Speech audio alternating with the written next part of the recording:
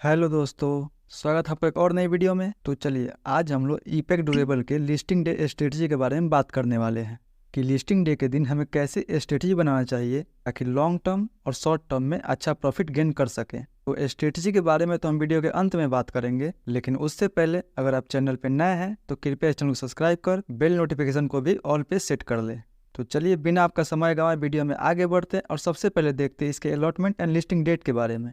तो दोस्तों इसका जो अलॉटमेंट है वो पहले ही केफ इंटेक वेबसाइट पे आ चुका है। आई होप कि आप सभी ने अपना अलॉटमेंट चेक कर लिया होगा, और अगर अभी तक आप अपना अलॉटमेंट चेक नहीं किए हैं तो मैं डिस्क्रिप्शन में लिंक दे दूंगा, आप लोग अपना अलॉटमेंट वहां से चेक कर सकते हैं। और कौन कौन इसमें अप्लाई किया था और किसको किसको इसका अलॉटमेंट मिला हुआ है वो मुझे कमेंट करके जरूर बताएं। तो वहीं अब अगर हम इसके लिस्टिंग डेट के बारे में बात करते हैं तो पहले इसका लिस्टिंग डेट 30 जनवरी को रखा गया था, लेकिन अभी इसको रीशेड्यूल कर दिया गया है और इसका लिस्टिंग हमें 29 जनवरी को ही देखने को मिलेगा, यानी मंडे को मार्केट में लिस्ट हो सकती है। तो चलिए अब हम इसका सब्सक्रिप्शन स्टेटस और कोटा के बारे में बात कर लेते हैं।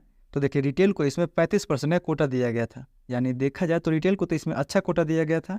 लेकिन अगर इस हिसाब से इसका हम सब्सक्रिप्शन स्टेटस देखते हैं तो QIB की तरफ से लगभग 25 गुना के आसपास सब्सक्राइब किया गया था। वहीं NII की तरफ से लगभग 29 गुना के आसपास सब्सक्राइब किया गया था। रिटेल की तरफ से लगभग 6 गुना के आसपास सब्सक्राइब किया गया था, यानी इस IPO को लगभग 17 गुना के आसपास सब्सक्राइब किया गया था टोटल। और एप्लीकेशन वाइज देखा जाए तो लगभग 5.5 गुना के आसपास सब्सक्राइब किया गया था, यानी देखा जाए तो 100 लोगों में से किन्हीं 5 को ये IPO मिला होगा। तो चलिए अब हम लोग देख लेते हैं कि इस IPO का लेटेस्ट GMP अभी क्या चल रहा है। लेकिन उससे पहले अगर एक बार हम इसके प्राइसमेंट पर नज़र डालते हैं तो इसका प्राइस 218 से 230 रुपये के बीच में रखा गया था।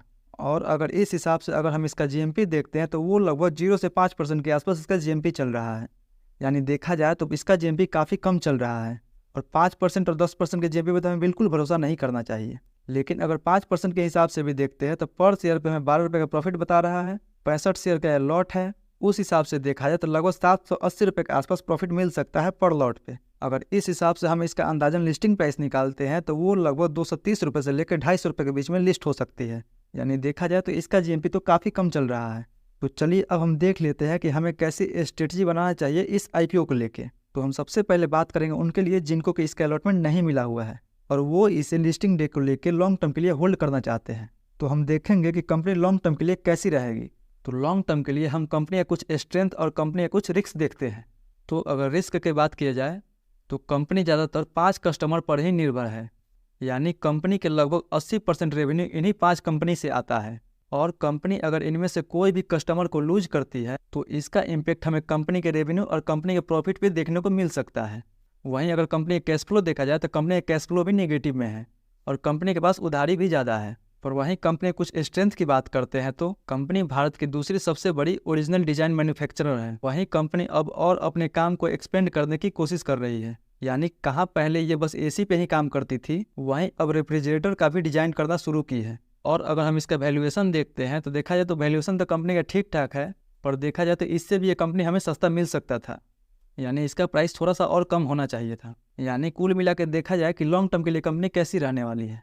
तो अगर आप सेफ इन्वेस्टर हैं तो लॉन्ग टर्म के लिए आपको 3 से 4 साल का ही व्यू रखना चाहिए। आप इससे शॉर्ट टर्म में कुछ ज़्यादा उम्मीद नहीं कर सकते हैं। अभी से कुछ महीना पहले ही एलन इलेक्ट्रॉनिक्स का IPO आया था, जो कि इसी की जैसी सिमिलर कंपनी है। देखा जाए तो वो भी अपने इन्वेस्टर को निराश ही की है। तो ये तो रही कंपनी पे मेरा लॉन्ग टर्म पर्सपेक्टिव। तो वहीं अब बात कर लेते हैं उनके लिए जिनको कि इसका अलॉटमेंट मिला हुआ है कि आगे वो क्या करे, वो इसे होल्ड करे या सेल करे। तो देखिए अगर आप बस लिस्टिंग गेन के लिए अप्लाई किए थे तो आपको जितना भी लिस्टिंग गेन मिल रहा है आप उतना लिस्टिंग गेन लेके इससे निकल सकते हैं। और अगर कोई रिस्की इन्वेस्टर है तो वो इसमें पार्शियल प्रॉफिट बुक कर सकते हैं और पार्शियल अमाउंट को लंबे समय के लिए छोड़ सकते हैं। तो कुछ ऐसी स्ट्रेटजी बना सकते हैं आप इस IPO को लेके। तो ये तो थी मेरी स्ट्रेटजी पूरे इस IPO को लेके। आपकी क्या राय है इस IPO को लेके वो हमें कमेंट बॉक्स में ज़रूर बताएं। तो आई होप आपको ये वीडियो अच्छी लगी होगी। वीडियो अच्छी लगी हो तो वीडियो को लाइक कीजिए, अपने दोस्तों के साथ शेयर कीजिए, और जो भी आपका सवाल है वो हमसे कमेंट बॉक्स में ज़रूर पूछिए। मिलते हैं अगले वीडियो में, तब तक के लिए धन्यवाद।